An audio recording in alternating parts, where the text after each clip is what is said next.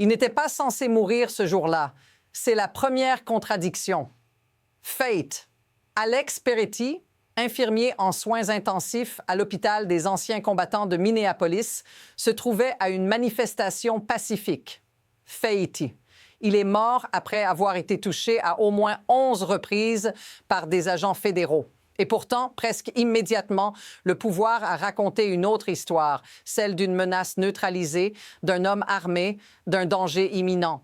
Mais voici le paradoxe qui vous concerne directement. Fait. Peretti possédait légalement un permis de port d'armes dissimulé. Fait. Selon les éléments rapportés, l'arme n'a jamais été sortie de son holster. Si porter légalement une arme et manifester pacifiquement peut mener à la mort, alors la ligne de sécurité que l'on vous promet existe-t-elle encore? Et maintenant, regardez ce qui se passe ensuite. Des soutiens traditionnels de Donald Trump commencent à se détacher. Même des défenseurs historiques du deuxième amendement prennent leur distance. Ce n'est pas une réaction émotionnelle. C'est un signal. Voici pourquoi ce détail change tout. Quand une version officielle se fissure aussi vite, ce n'est jamais un hasard. Et ce qui a été dit trop tôt révèle souvent ce que l'on tente de cacher. Ce qui s'est passé ensuite a été présenté comme une évidence, presque comme une formalité. Fait. Dans les heures qui ont suivi la mort d'Alex Peretti, des responsables fédéraux et des comptes officiels ont affirmé qu'il représentait une menace armée. Fate. Ils ont utilisé des mots lourds, parlant de terroristes et d'insurrectionnistes, avant même qu'une enquête indépendante ne commence. Mais reculez d'un pas. Ce n'est pas seulement un événement, c'est un modèle. Fait. Selon le contenu que vous avez fourni, la version officielle ne commence pas par la chronologie des faits à Minneapolis. Elle commence par une étiquette répétée en boucle, comme si le récit devait être verrouillé avant que les images et les témoignages ne circulent. Et maintenant, posez-vous cette question inconfortable. Quand un pouvoir insiste autant sur le motif plutôt que sur la scène elle-même, qu'essaie-t-il d'éviter que vous regardiez? Parce que pendant que l'attention est dirigée vers une arme qui n'a jamais été dégainée, autre chose passe presque inaperçue. C'est ici que l'histoire commence vraiment à se retourner. Voici l'affirmation centrale qui soutient tout le récit officiel. Fait. Les autorités ont laissé entendre qu'Alex Peretti aurait approché les agents avec une arme, créant une menace immédiate. Cette idée est répétée très tôt, avant toute reconstitution complète. Mais regardez le détail précis qui fissure cette version. Fait. Selon les informations que vous avez fournies, Peretti possédait bien une arme, mais elle est restée dans son holster tout le temps. Fait, aucun témoignage cité ne décrit une arme pointée, brandie ou même sortie. C'est là que le sens change. Si l'arme n'a jamais été dégainée, alors l'argument central de la menace s'effondre. Et ce n'est pas une interprétation émotionnelle, c'est une question de séquence. Fate.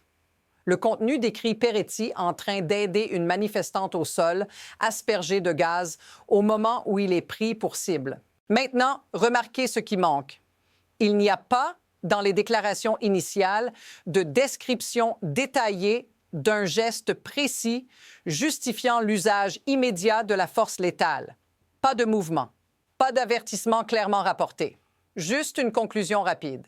Et quand une conclusion arrive avant la démonstration, c'est rarement pour clarifier. C'est ici que l'escalade commence. À partir de là, la situation ne se stabilise pas. Elle s'intensifie. Faillite. Au lieu d'annoncer une mise à l'écart des agents ou une enquête pleinement indépendante, les autorités fédérales renforcent leur discours. Elles maintiennent la qualification de menace malgré les images et les détails qui circulent. Ce glissement est crucial. Ce qui aurait dû être une exception commence à être traité comme une normalité. Ce schéma n'est pas nouveau. Sans remonter à des manuels ou à des théories, regardez simplement la mécanique. Lorsqu'un usage de la force est immédiatement justifié par un récit verrouillé, toute contestation devient suspecte. Fate. Selon votre contenu, des responsables politiques expliquent désormais que manifester tout en portant légalement une arme serait en soi une prise de risque mortelle, pas illégale, mortelle. Mais voici le point de bascule. Si cette logique est acceptée, alors la règle implicite change pour tout le monde. La légalité ne protège plus. Elle devient conditionnelle, interprétée sur le moment, sous pression. Et quand quelque chose d'aussi grave commence à être traité comme banal, c'est rarement un accident. C'est là que l'histoire dépasse le cas Peretti et commence à toucher quelque chose de beaucoup plus large. Voici l'élément qui rend la situation impossible à ignorer. Fait. Pendant que le récit officiel insiste sur une menace supposée, de nouvelles réactions apparaissent là où elles n'étaient pas attendues. Fait. Selon votre contenu, des figures et des groupes habituellement alignés avec Donald Trump, des influenceurs MAGA, des défenseurs du deuxième amendement jusqu'à la NRA, commencent à prendre leur distance publiquement. Ce n'est pas anodin. Ces acteurs ne contestent pas souvent ce type de version. Et pourtant, regardez la contradiction précise qu'ils pointent. Fate, même en acceptant l'existence d'une arme légale, ils reconnaissent que Peretti n'a jamais dégainé, jamais visé, jamais menacé. Fait, certains déclarent explicitement que personne avec l'intention de massacrer n'agirait ainsi. C'est ici que votre perception change durablement. Quand même les alliés idéologiques cessent de défendre la version officielle, ce n'est plus une bataille politique.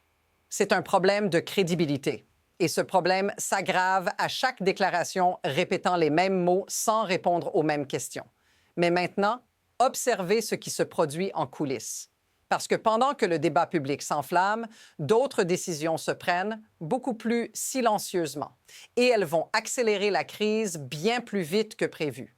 À ce moment précis, tout s'empile en même temps. Fait. Selon votre contenu, des responsables républicains eux-mêmes demandent désormais que les dirigeants de l'ICE, de la Border Patrol et du DHS témoignent formellement devant le Congrès. Fait. Dans le même laps de temps, des sénateurs démocrates annoncent qu'ils refuseront tout budget incluant un financement supplémentaire pour ces agences, même si cela mène à une fermeture du gouvernement. Mais regardez la vitesse. En quelques heures, on passe d'un incident présenté comme maîtrisé à une crise institutionnelle. Fait, une action en justice est déposée par le bureau du procureur du comté de Hennepin pour exiger un accès immédiat aux preuves fédérales liées à la fusillade. Fait, les autorités fédérales refusent, bloquant même l'implication d'enquêteurs locaux et de l'État. C'est ici que la pression devient visible. Quand des agences refusent de partager des preuves après une mort filmée et largement diffusée, ce n'est plus une question de communication, c'est une lutte de contrôle. Et pendant que ces fronts s'ouvrent simultanément, un autre effet commence à se faire sentir bien au-delà de Minneapolis. La question n'est plus ce qui s'est passé, mais ce qui arrive si cette dynamique continue. Maintenant, sortons un instant des communiqués et des institutions. Fait, Alex Peretti n'était pas un responsable politique ni un militant professionnel. C'était un infirmier en soins intensifs travaillant au VA de Minneapolis, décrit par ses collègues et les familles de patients comme quelqu'un qui vivait pour aider. Fait, selon les témoignages cités, il était intervenu pour protéger une femme au sol aspergée de gaz au moment où la situation a dégénéré. C'est ici que cela vous touche directement. Inférence.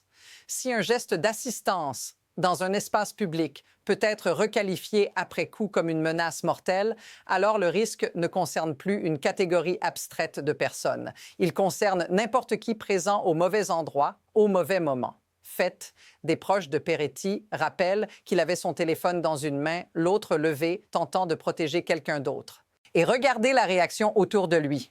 Fait, des patients, des collègues, des familles de vétérans parlent d'un homme calme, engagé, sans historique de violence. Cette dissonance entre la personne décrite et l'étiquette qui lui est attribuée après sa mort crée un malaise profond. Si cette situation vous semble familière, dites-le dans les commentaires, parce que ce sentiment de décalage est exactement ce qui commence à se propager bien au-delà de cette affaire précise. Et ce malaise n'apparaît jamais sans conséquence. À ce stade, la question n'est plus seulement émotionnelle, elle devient structurelle. Fait. Selon votre contenu, l'administration fédérale maintient le contrôle total de l'enquête en excluant les autorités locales et en limitant l'accès aux preuves, y compris pour d'autres agences fédérales. Fait. En parallèle, la communication officielle continue d'insister sur une menace, malgré l'absence de gestes armés rapportés. Inférence. Ce mécanisme repose sur 3 leviers simples. D'abord, la vitesse. En imposant un récit immédiat, on fixe les cadres mentaux avant que les images, les témoignages et les contradictions ne s'installent. Ensuite, l'incitation. Fait. Le débat budgétaire sur le financement du DHS, de l'ICE et de la Border Patrol devient un outil de pression politique, où contester le récit revient à contester les ressources mêmes du système. Enfin, le spectacle. Des mots forts, répétés, déplacent l'attention de la scène vers l'étiquette. Mais voici l'insight inconfortable. Inférence. Ce type de système ne dépend pas de la vérité pour fonctionner. Il dépend de la fatigue du public. Tant que l'attention est fragmentée entre indignation, procédure et polarisation, la question centrale, la séquence exacte des faits, reste secondaire. Et quand un système apprend qu'il peut survivre à une crise de crédibilité en la noyant dans le bruit, il ne s'arrête pas de lui-même. Il avance, ce qui nous amène à ce qui se dessine déjà pour la suite. À partir de maintenant, 2 trajectoires se dessinent et aucune n'est théorique. Fait, selon votre contenu, la pression politique et judiciaire augmente avec des demandes de témoignages au Congrès, des refus de financement et une action en justice locale pour accéder aux preuves. Cette voie mène à une exposition progressive, pas nécessairement rapide, mais cumulative. Chaque document exigé, chaque refus, chaque contradiction enregistrée alimente une chronologie que personne ne contrôle totalement. Mais il existe une autre trajectoire. Fait. L'administration continue de verrouiller l'enquête, de qualifier l'affaire comme une menace neutralisée et de déplacer le débat vers la sécurité nationale. Dans ce scénario, le temps devient l'allié du pouvoir. L'attention se déplace. Une nouvelle crise arrive, puis une autre. Inférence. Ce n'est pas la résolution qui compte, mais l'usure. Voici le détail qui rend ce moment instable. Fait. Même des alliés idéologiques commencent à dire publiquement qu'ils ne voient pas Trump gagner celle-ci. Cela signifie que le récit n'est plus simplement contesté de l'extérieur. Il se fragilise de l'intérieur. Et quand cela se produit, la prochaine décision n'est jamais annoncée à l'avance. La seule certitude, c'est que le prochain mouvement est déjà en préparation. La question est de savoir qui le fera et sous quelle pression. Voici l'idée clé qui relie tout ce que vous venez d'entendre. Fait. Dans cette affaire, la version officielle n'a pas tenu parce qu'elle a été construite trop vite, trop haut et trop loin de la scène réelle. Inférence. Ce n'est pas l'événement en lui-même qui a tout déclenché, mais la tentative de le verrouiller avant que le public n'ait le temps de regarder par lui-même. Reformuler toute l'histoire en une phrase, quand un pouvoir a plus peur de la chronologie que du scandale, ce n'est jamais un simple incident. C'est un test de ce qui passe, de ce qui fatigue, de ce que l'on accepte quand tout va trop vite. Faits, images, témoignages, réactions internes, demandes d'enquête et refus d'accès aux preuves ont tous suivi, dans le mauvais ordre. Et cet ordre compte. Inférence. Ce qui vient ensuite ne dépendra pas seulement des tribunaux ou du Congrès. Cela dépendra de l'attention. Parce que ce type de dynamique ne s'arrête pas quand la vérité existe, mais quand elle est suivie assez longtemps. Si vous voulez comprendre ce qui se passe quand l'attention retombe et qui en profite vraiment, suivez cette chaîne et activez les notifications. La couche suivante de cette histoire est déjà en train de se former.